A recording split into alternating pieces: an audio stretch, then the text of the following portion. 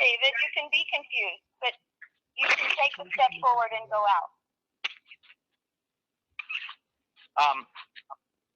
You guys haven't addressed any of my grievances. David, people love you. They don't want you to do this. They want you to keep the message going.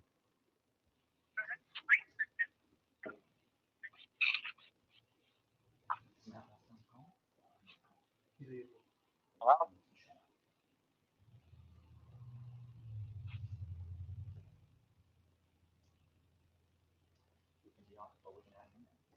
I just wish that none of this would have happened if the government was just listening to their own rules, being constitutional, not being greedy, letting all these monopoly corporate interests take over our country. I wouldn't even be in this situation. So my life just feels like my future, my life, my country was stolen.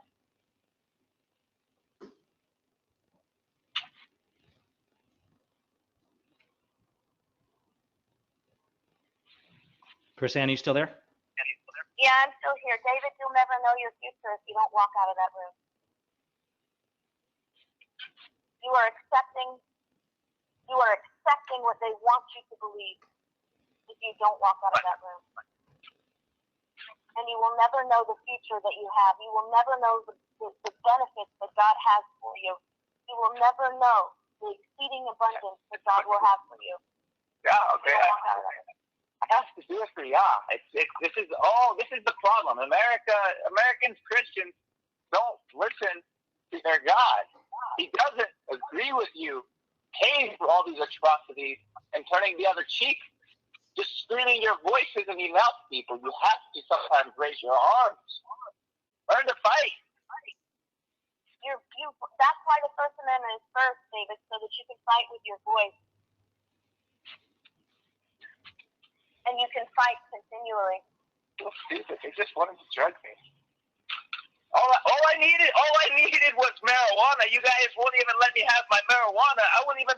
And you guys take that.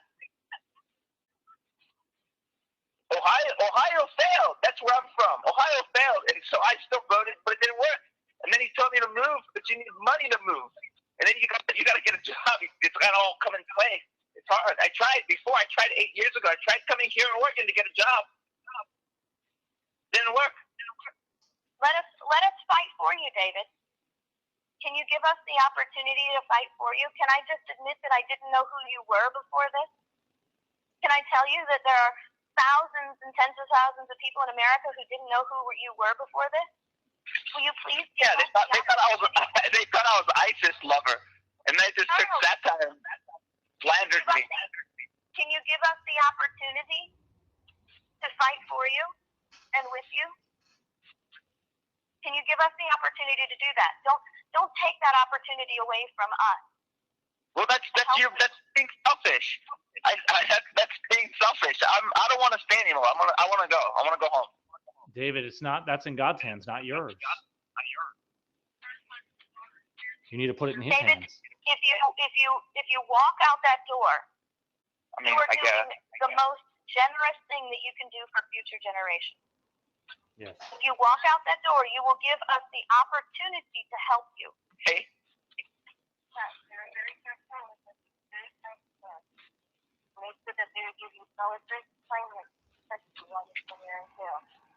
And please, it was remember, all four die or all four out. We've got 3 out now. We have 4. Well, sometimes numbers go down. We don't need our numbers to go down. We need our numbers to go up. You're not helping us. You're not helping us. You're not helping the movement by having the numbers go down. We need all the voices we can get. I don't care about the movement anymore. Honestly, I'm doing it for me. You guys, if you guys cared about the movement, you guys would have been here. Well, except for you, Chris-Anne Hall. You were here. I saw your meeting. I was there. But I think most of Americans need to realize that they should have been here and supporting it. If they were here from the start, LeVoy would still be alive. And yet, that you guys are still not here. Even after he dies, you guys still aren't here. But all the other people can riot for people like Trayvon Martin or something, and all these weird cases that look like they're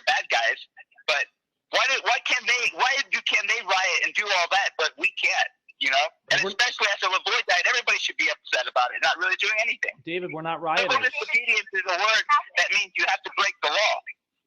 But you see, you have to give people the opportunity to become aware and awake, and that's why we need continuing voices. Well, I think since 2001, after 9/11, we had plenty of time to look into this, and nobody cares. So you guys had your time. So don't tell me we just needed more people to wake up, because it says that the road to life is a narrow road, but the road to destruction is wide. So it's only going to be a little bit of people anyway. So I think you guys. How will they know? But doesn't the Bible say, how will they know if they don't have someone who will tell the truth? How will they know without a preacher? Because I figured it out too. I figured it out for myself. I used my cell phone to research. I used the internet, this opportunity in this wonderful country, to get all this information and knowledge instead of watching football and watching all these stupid other things, reality shows. I did my work as an American, as a human, as a follower of Christ and the child of Yah. I did my research. Then set an example for the rest of us. I am. That's what I'm doing. Not by dying, David. Christ did by dying. No, he didn't. Christ is not dead. You guys call him a sacrifice. No, Christ lives. Christ lives. That's the point. We are supposed to live. We are supposed to live for his name, for his glory, and for truth. Christ did not die. He lives. That's the whole reason we live. That's the whole reason we do what we do. It's because Christ lives. The whole reason we live is because then tell him to come back another day. I'm going to stay another night. So you need to live, David, and that's the bottom line here. You need to live, because if you don't live, then you have silenced God's voice in your heart. You have silenced God's word. I live a free dead man. You are taking a power away from God. You are eliminating a vessel for him to work. Isn't that why we are opposed to abortion? I mean, isn't that it? I mean, we don't want abortion because we're taking life away from people, and we're taking power away from God, and we're taking the ability of God to work through people by eliminating them from the very beginning. We need to live. I mean, that's the bottom line, David. If I don't live, then my child doesn't have anything. And we need to realize that our voice is worth more than this. And so you've got to walk out. That's the bottom line. I live a free dead man, so I'm fine. You need to walk out. That's the only thing left to do. The only thing left to do is just walk out.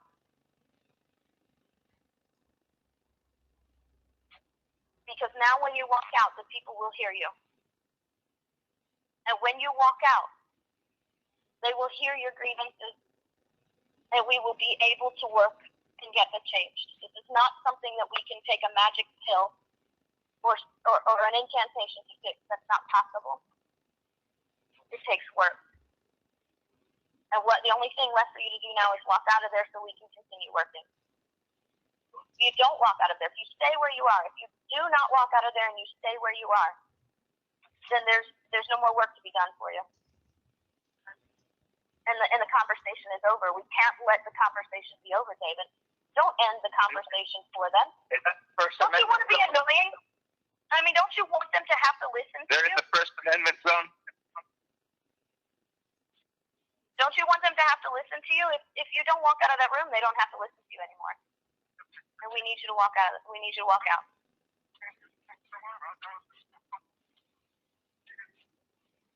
All right, David, just go. Just go out. Go out to them. Join your friends and keep carrying the message. And we will be here with you. We will be right. We'll talk you right through it. So tell me, where exactly are you standing, David? I'm in the bed. So describe the room to me, because I don't remember what it looks like.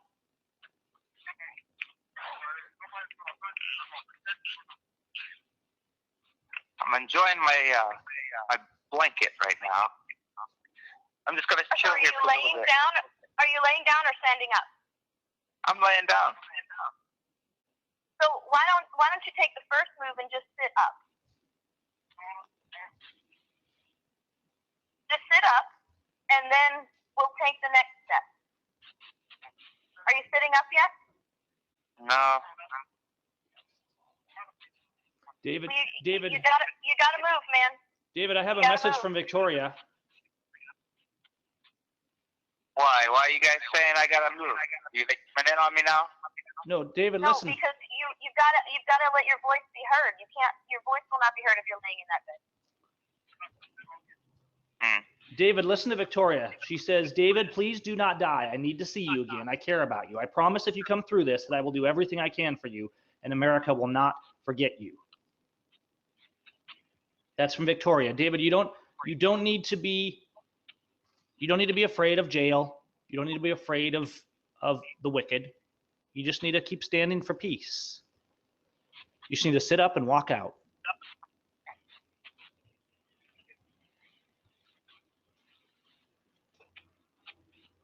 Don't let them make you look foolish. Just go out peacefully. Guys, I'm so sleepy now.